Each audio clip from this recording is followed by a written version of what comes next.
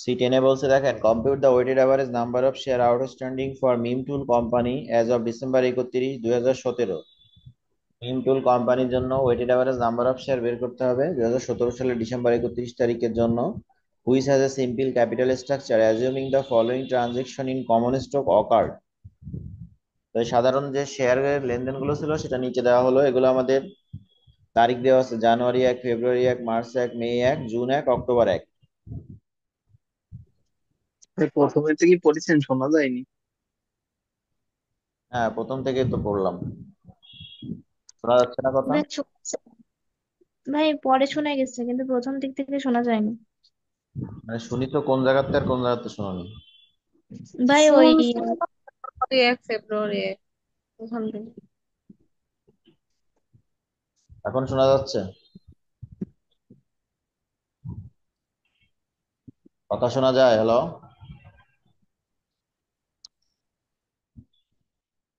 Hello. ভাই আপনি কি শুনছেন? হ্যাঁ, আমি তো ভাইয়া কিছু শোনা যায় না তো। ভাই আপনার কথা মাঝে মাঝে শোনা যাচ্ছে। এখন শোনা যায়? হ্যালো। এখন আবার কিছু। ভাই হ্যাঁ, শুনে এখন এখন শোনা যাচ্ছে। ভাইয়া শুনি না। আমি তো বলতেছি না, আমি বলতেছি কি এখন কি শোনা যাচ্ছে আমার কথাটা? এই যে আমি বলতেছি, সাথে সাথে রিপ্লাই দিলে তো বোঝা যাবে যে আমার কথা শুনতেছে। রিপ্লাই যাচ্ছে। 10 নম্বর অঙ্ক পড়তেছি, compute the weighted average number of share for outstanding for Mim tool company. এই লাইনটা কি শোনা গেছে? হ্যাঁ ভাই জি শোনা ভাই। গেছে। তাহলে মিম টুল কোম্পানির জন্য weighted average number of share বের করতে হবে। এখানে আমাদের ডেট দেওয়া আছে জানুয়ারি, ফেব্রুয়ারি, মার্চ, মে, জুন, অক্টোবর। তো এখান থেকে আমাদের হচ্ছে weighted average number of share বের করার সিস্টেম গুলো কিন্তু গতদিনই বলে দিয়েছিলাম, যে কি কি থাকলে যোগ করতে হয়, কি থাকলে বিয়োগ দিতে হয়, আর কোন তারিখে আমাদের পূর্বে সে তারিখে শেয়ার গুলো বাড়ে সেই বিষয়গুলো এখানে বলা ছিল। তো আমাদের এই অঙ্কের মধ্যে আমরা দেখি, মার্চের 1 তারিখে issued 15% stock dividend, 15% stock dividend issue করা হয়েছে, যে স্টক ডিভিডেন্ডের বিষয় আছে। আবার জুনের 1 তারিখ লেখা আছে ইস্যু এ 2-for-1 stock split, one stock স্প্লিটের কথাও বলা আছে এখানে। তাহলে আমাদের এই অঙ্কে কিন্তু স্টক ডিভিডেন্ড এবং স্টক স্প্লিট উভয় আছে, আছে না? হ্যালো, হ্যাঁ জি ভাই ভাই। শোনা যাচ্ছে। স্টক ডিভিডেন্ড স্টক স্প্লিট আছে তো?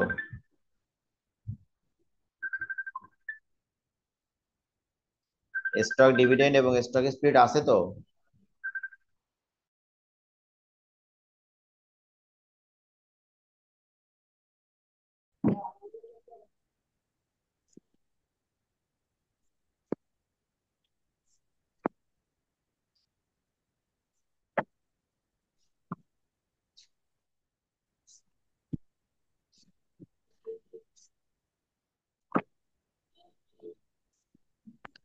হ্যালো। ভাই মিউট। ভাই কথা।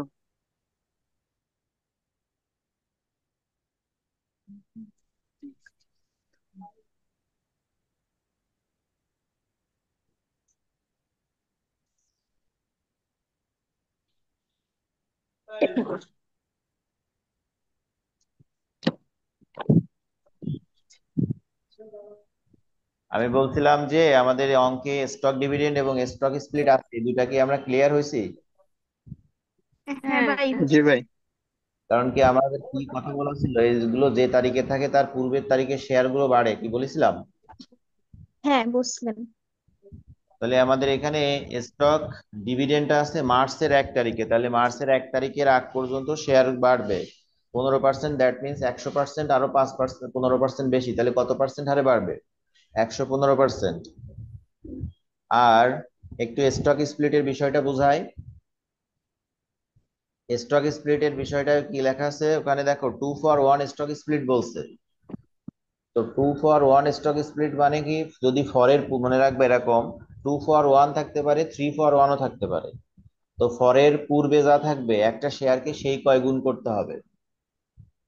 2-for-1 দ্যাট মিনস একটা শেয়ারকে 2 গুণ করতে হবে। থ্রি ভাই পরের পূর্বে ফরের পূর্বে যেটা থাকবে সেই কয় গুণ শেয়ারটাকে সেই কয় গুণ করতে হবে। স্টক স্প্লিট মানে শেয়ার খণ্ড। স্টক স্প্লিট মানে হচ্ছে শেয়ার খণ্ডন, মানে ভাগ করা। তাহলে এখানে যে কয়টা থাকবে, ফরের পূর্বে যে নাম থাকবে, 2 for 1 থাকলে একটা শেয়ারকে দ্বিগুণ করতে হবে, আর 3 for 1 থাকলে একটা শেয়ারকে 3 গুণ করতে হবে। বোঝা গেছে কথা? ভাই মাঝখান থেকে শোনা যায়নি। পরের পূর্বে যা থাকবে তারপরটা শোনা যায়নি, পরেরটুকু আবার শোনা গেছে। আজকে কি সমস্যা হচ্ছে বুঝলাম না। আমি তো এক কথা অনেকবারই বলতেছি, তোমরা শুনতেছো না কেন তাই তো বুঝলাম না। ভাইয়া কথা কাটা কাটা আসতেছে, বেঁধে বেঁধে যাচ্ছে মাঝে মাঝে।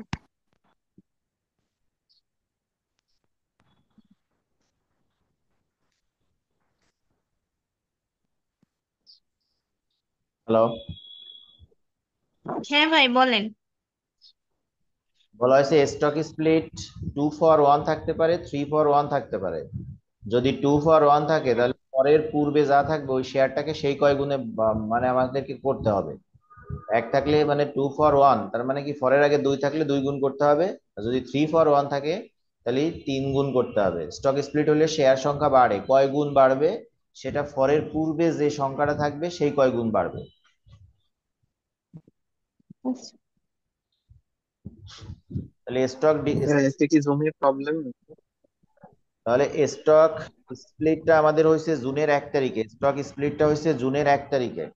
তাহলে জুনের 1 তারিখের পরের পূর্বে আমার 2 আছে। তার মানে আমার জুনের আগ পর্যন্ত স্টক স্প্লিটের জন্য শেয়ার সংখ্যা যাই হবে তার 2 গুণ করতে হবে। যেটা লেখা থাকবে তার কয় গুণ করতে হবে? 2 গুণ করতে হবে। আর আমাদের কিন্তু স্টক ডিভিডেন্ড ডিক্লেয়ার্ড হয়েছে মার্চ 1-এ, তাহলে এই মার্চের পূর্বের তারিখে 115% হবে। এবং যেহেতু স্টক ডিভিডেন্ড আছে, সরি যেহেতু স্টক স্প্লিট আছে, তাহলে সেটা জুনের আগ পর্যন্ত স্টক স্প্লিট পাবে। তো এইভাবেই হচ্ছে আমাদের সে অঙ্কটা সাজানো হচ্ছে। এখানে দেখেন, আমরা বলছি জানুয়ারির রেঞ্জ ঠিক করতে হয়। তাহলে জানুয়ারি থেকে ফেব্রুয়ারি, জানুয়ারি 1 তারিখে শেয়ার হাতে ছিল কত? 5 লাখ। ওই যে 15% স্টক ডিভিডেন্ড ইস্যু করা হয়েছে, তাহলে পূর্বে ছিল 100% আর 15%, মোট 115%। আর এই যে গুণ 2 দেখেন, আমরা আগের দিন অঙ্কে শুধুমাত্র স্টক ডিভিডেন্ড ছিল, স্টক স্প্লিট ছিল না। তাই আমরা এটা পার্সেন্টেজ করার পরে মাস দ্বারা গুণ দিছিলাম। কিন্তু আমাদের এই অঙ্কে স্টক স্প্লিট আছে, স্টক স্প্লিট থাকলে সেই কয় গুণ আগে শেয়ারটাকে বানাইতে হবে। তাই আমাদের এখানে 2 দ্বারা গুণ, এই যে 2 দ্বারা হলুদ কালি দিয়ে যে মার্ক করা, এটা হচ্ছে স্টক স্প্লিটের 2। ঠিক আছে? হ্যাঁ, স্টক স্প্লিট ভাই থাকলে কি জানুয়ারি থেকে একদম প্রথম থেকে ডেটটা নিতে হবে?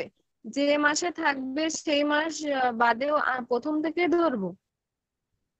নিয়মটা সেটা গতদিনই বলেছি, যে যে তারিখে থাকবে তার পূর্বের তারিখে শেয়ার গুলো বাড়বে। তো আমার স্টক ডিভিডেন্ড স্টক স্প্লিট এগুলো একটা আছে মার্চ মাসে, একটা আছে মে মাসে, জুন মাসে। এটা জানুয়ারি মাসটা আমার তো তাদের পূর্বেরই মাস।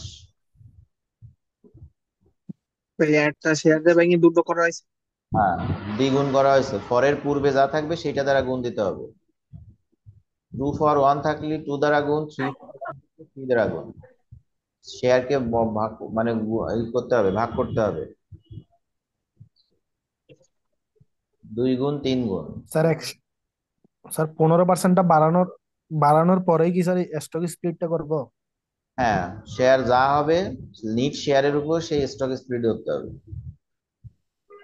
আর এখানে এন্ট্রি ওয়াইজ আমাদের পার্সেন্টটা আসা আসা হয়েছে। এখানে এন্ট্রি যেহেতু আমার প্রথমে পার্সেন্টেজ আছে, আমরা সেই জন্য প্রথমে পার্সেন্টেজ ধরি, অর্থাৎ পার্সেন্টেজটা আগে কাটতে হবে। আগে পিছে কোনো সমস্যা না, পার্সেন্টেজটা আগে কাটে সেই নিট শেয়ারের উপর সেই শেয়ারটা যা হবে সেটা 2 গুণ হবে বা 3 গুণ হবে।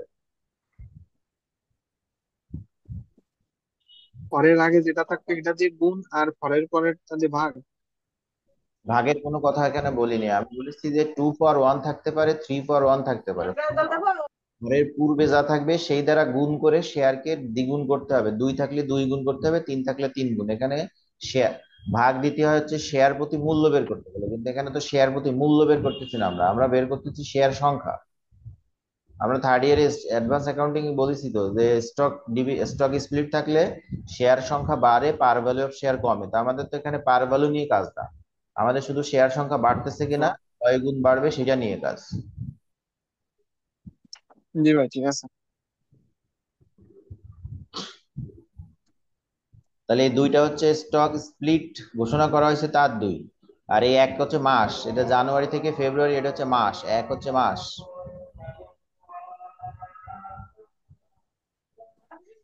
আচ্ছা ভাই।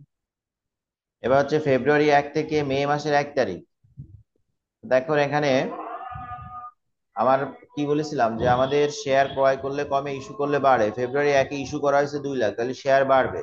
শেয়ার ক্রয় বিক্রয় এগুলো প্লাস মাইনাস হবে আমাদের হাতে যে শেয়ারটা বিদ্যমান থাকবে সেই শেয়ারের উপর। তো শুরুর তারিখে ছিল 5 লাখ, সেই 5 লাখের সাথে আরো 2 লাখ শেয়ার ইস্যু করা হয়েছে, তাহলে 5 আর 2 7 লাখ। আর অ্যাজ ইউজুয়াল আমার স্টক ডিভিডেন্ড এবং স্টক স্প্লিট, এবং এইটা হচ্ছে 3 মাসের জন্য, February March April. February March April. April. আচ্ছা, এখানে মে মাস কেন দেওয়া হয়েছে, মার্চ দেওয়া হয়নি কেন, বোঝা গেছে? আমরা বলেছিলাম কিন্তু যে ডেটের রেঞ্জটা ঠিক করতে হবে। শেয়ার ক্রয় এবং বিক্রয়ে স্টক স্প্লিট স্টক ডিভিডেন্ড কে ডেটের রেঞ্জ ধরা যাবে না, বুঝছিলাম? আচ্ছা। বা এখান থেকে ফেব্রুয়ারি পরে মার্চ দিয়া, কিন্তু ফেব্রুয়ারি তো মার্চ হবে না। এই কথাটা তো গতদিনই আমি বলেছি যে স্টক ডিভিডেন্ড এবং স্টক স্প্লিটের ক্ষেত্রে ডেটটার রেঞ্জ ঠিক করা যাবে না। যে মাসটায় উল্লেখ থাকবে সেই মাসটা বাদ দিয়ে অন্য মাসগুলো করতে হবে, তাই তো? মানে সেই মাসটা আসবে না। সে মাসটা ডেটের রেঞ্জে আসবে না। আচ্ছা। স্যার একটা প্রশ্ন ছিল। বলেন। স্যার এখানে স্যার আপনি 115% দিয়ে যে বাড়াচ্ছেন ওটা কি স্যার টাকাটা বাড়াচ্ছেন নাকি শেয়ার সংখ্যাটা বাড়াচ্ছেন? আমরা তো এখানে এরকম হলে তো স্যার ফেব্রুয়ারির 1-এ এসে স্যার শেয়ার সংখ্যাটা 5 লাখ থেকে আরো বেড়ে যাবে যদি শেয়ার সংখ্যা বাড়ানো হয়। আমরা টাকা নিয়ে কাজ করতেছি না, আমরা তো সব শেয়ার নিয়ে কাজ করতেছি। এখানে তো কোনো টাকার কাজ না। তো স্যার এখন জানুয়ারির 1 তারিখে স্যার, জানুয়ারির 1 থেকে ফেব্রুয়ারির 1-এ স্যার আমি 5 লক্ষ ইন্টু 115% দিলাম, তো স্যার তখন শেয়ার সংখ্যাটা বেড়ে গেল স্যার। তখন ফেব্রুয়ারির 1-এ এসে স্যার যে শেয়ারটা বাড়ছে ওইটা ধরতে হবে না? না, এটা শুধুমাত্র যে তারিখের জন্য সেই তারিখটা নিয়েই কাজ, শুধুমাত্র বিগিনিং শেয়ারটা যে লেনদেন হবে তার সাথে অ্যাড করে এই পার্সেন্টেজ গুলো কাটতে হবে। এটা যে তারিখই শেষ ওই তারিখটাই ওই পর্যন্তই শেষ। এই পার্সেন্টেজটা এটা শুধুমাত্র স্যার আরেকটু পার্সেন্টেজটা নির্দিষ্ট তারিখ, এটা- পার্সেন্টেজটা বাড়া কমা দিয়ে এই শেয়ারটা এখানেই লেখা হয়েছে যে 11,50,000, এগুলো বাইরে কমে কি হয়েছে সব এর মধ্যে আছে।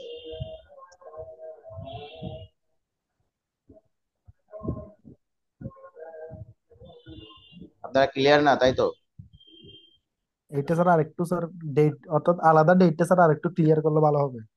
আলাদা ডেটে ক্লিয়ার করা যাবে না কেন, আগের দিন তো সেম জিনিস করেছি। এই যে এখানে জানুয়ারি থেকে ফেব্রুয়ারি, এখানেও তো 150% করছিলাম, সেখানেও তো 32,000-এর উপর কাটছি।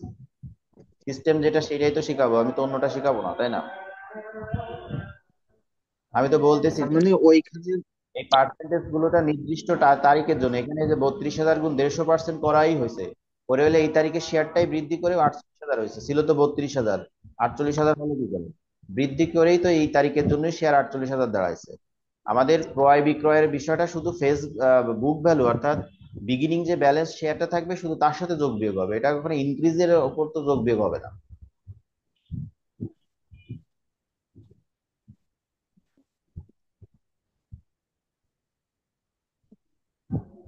আচ্ছা ভাই।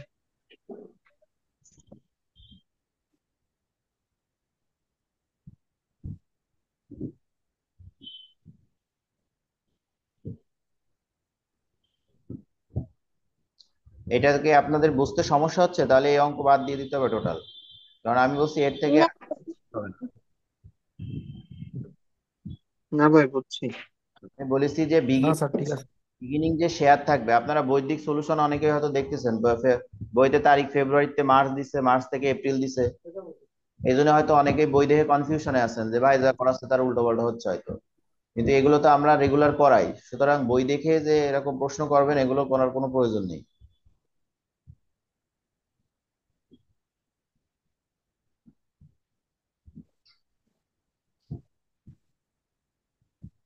তো এখানে আমাদের 5 লাখ, আচ্ছা। 5 লাখ টাকা জানুয়ারির শুরুতে ছিল, 5 লাখ শেয়ার। সেখানে আমরা ফেব্রুয়ারিতে 1 তারিখে 2 লাখ শেয়ার আবার দিছি, তাহলে 5 আর 2 7 লাখ। সেইখানে 7 লাখে এর উপর আমার যেহেতু স্টক ডিভিডেন্ড আমরা বলছিলাম যে পূর্বের তারিখগুলো পাবে। এখানে আমার ফেব্রুয়ারি থেকে মে, আমার যেহেতু মার্চ মিডিলে চলে আসছে, আমরা বলছিলাম বেস বেস তারিখটা যদি পাই তাহলে সেটা সবাই পাবে। তাহলে এখানে বেস তারিখটা ছিল ফেব্রুয়ারি, ফেব্রুয়ারি পাচ্ছে, তাই বাকি সবাই পাচ্ছে। এখানে কয় মাস পাচ্ছে? 3 মাস পাচ্ছে। ফেব্রুয়ারি, মার্চ, এপ্রিল। জি ভাই, 3 মাস। এবার হচ্ছে আমাদের মে মাস থেকে শুরু করে জুন মাসে যায় আবার স্টক স্প্লিট হয়েছে। স্টক স্প্লিট কি ডেটের মধ্যে ধরবো? না, ধরবো না। তাহলে মে মাস থেকে অক্টোবরের 1 তারিখ পর্যন্ত এই যে 5 আর 2 7 লাখ অবশিষ্ট আমাদের মে মাসের নিট শুরুতে প্রথম ছিল তাহলে 7 লাখ। এবার এখানে মে মাসের 1 তারিখে আমরা কি করছি? অ্যাকুইজিশন অর্জন করছি, শেয়ার ক্রয় করছি। শেয়ার ক্রয় করলে কি হবে? প্লাস হবে। শেয়ার ক্রয় করলে মাইনাস হয়। মাইনাস হবে, মাইনাস। Share plus add. এই যে সেই মাইনাস করা হয়েছে, এবং যেহেতু মে মাসের 1 তারিখটা দেখেন, মাসের 1 তারিখে এসে কিন্তু আর স্টক ডিভিডেন্ড থাকতেছে না, থাকতেছে? না, থাকতেছে না। তাই এখানে কিন্তু কোনো পার্সেন্টেজ হয়নি, কিন্তু আমার স্টক স্প্লিট তো মে মাসের 1 তারিখ পাচ্ছে, তাই সেই স্টক স্প্লিট হ্যাঁ। দ্বারা গুণ দেওয়া হয়েছে। আর এখানে মাস খেয়াল করেন, মে থেকে অক্টোবর পর্যন্ত Gonen, May June July August September, October হবে না, 5 মাস।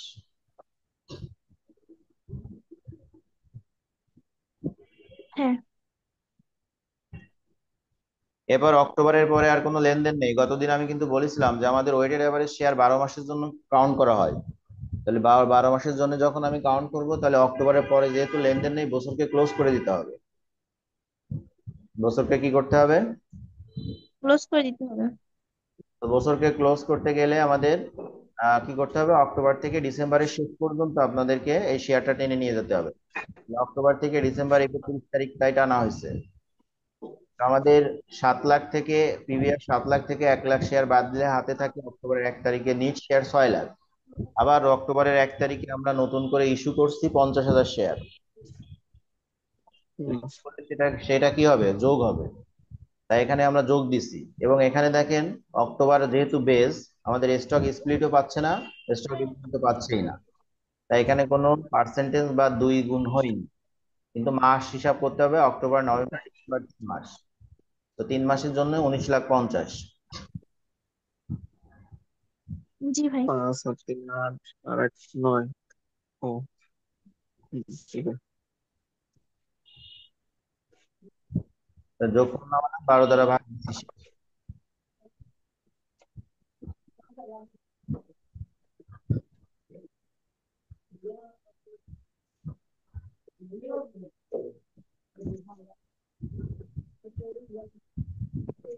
হয়েছে? হ্যাঁ ভাই, হয়েছে।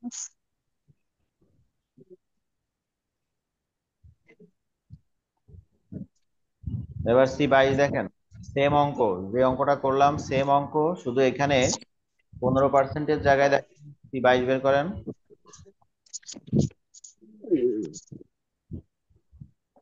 5 টাকা 20%। 15%-এর জায়গায় 20%, আর দেখেন 2 for 1 এর জায়গায় কি দেওয়া আছে? 3 for 1 দেওয়া থ্রি আছে। 3 for 1 স্টক প্লেট। 3 গুণ করতে হবে। এখানে খেয়াল করেন সেম অঙ্কটা, আমি একটু রিকোয়ারমেন্ট এখানে একটু এক্সট্রা আছে।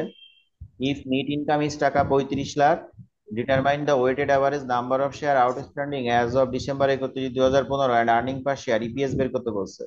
Weighted average number of share বের করবেন এবং ইপিএস বের করেন। তো ইপিএস এর বিষয়টা আমি একটু ক্লিয়ার করি।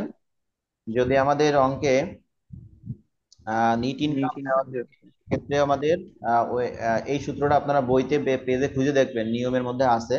আর যদি মনে না থাকে তাহলে এটা মনে রাখবেন যে যদি নিট ইনকাম দেওয়া থাকে তখন ইপিএস এর সূত্রটা হয় এমন: net income minus preferred dividend divided by weighted average number of share. যদি অঙ্কে নিট ইনকাম থাকে তাহলে ইপিএস এর সূত্র কি হবে? Net income minus preferred dividend divided by কি না weighted average number of share. Number of. তাহলে আমার এই অঙ্ক করতে গেলে নিট ইনকাম দেওয়া আছে, আমার ইপিএস চাইছে, আর ওয়েটেড অ্যাভারেজ নাম্বার অফ শেয়ারটা এখন বের করতে হবে।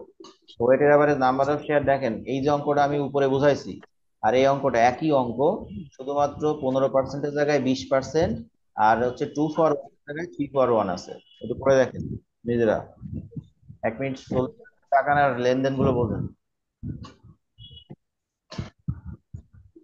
ওখানেও যে ডেট ছিল দেখেন, এখানেও সেই সেম ডেট।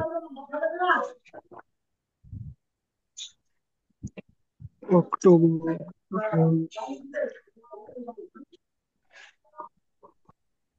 জি ভাই বুঝছি। কোনো চেঞ্জ আছে ছাড়া কোনো কিন্তু? না। ওকে, তাহলে এবার এ নাম্বার রিকোয়ার্ড রাখেন। এ নাম্বার রিকোয়ার্ড আমাদের weighted average number of share চাইছিল এবং ইপিএস চাইছিল।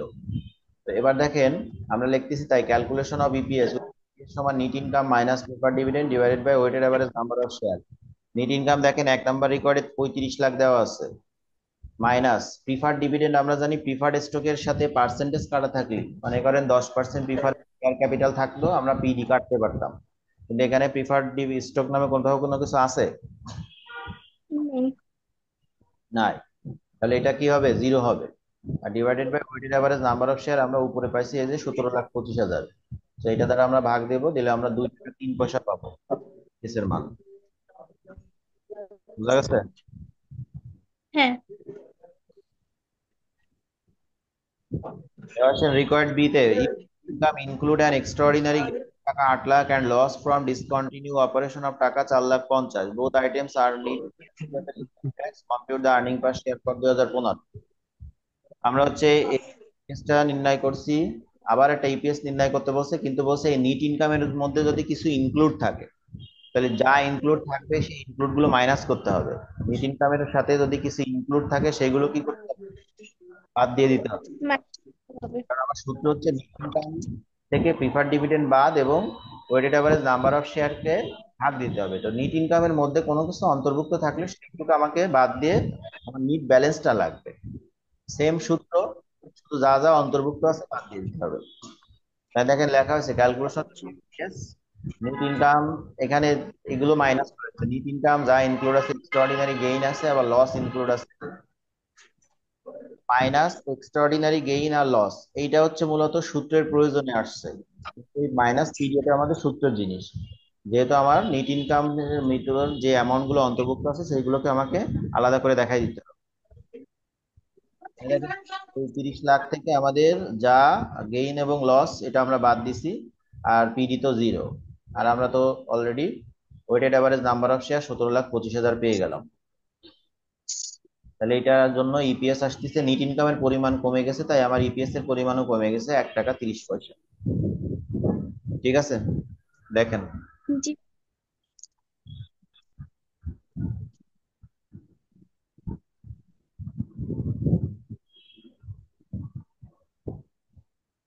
এটুক নিয়ে কোনো প্রশ্ন আছে? যতটুকু বুঝাইছি। না ভাই নেই। ভাই বি নাম্বার আছে রিকার্ড অনুযায়ী এক্সট্রা মাইনাস হবে।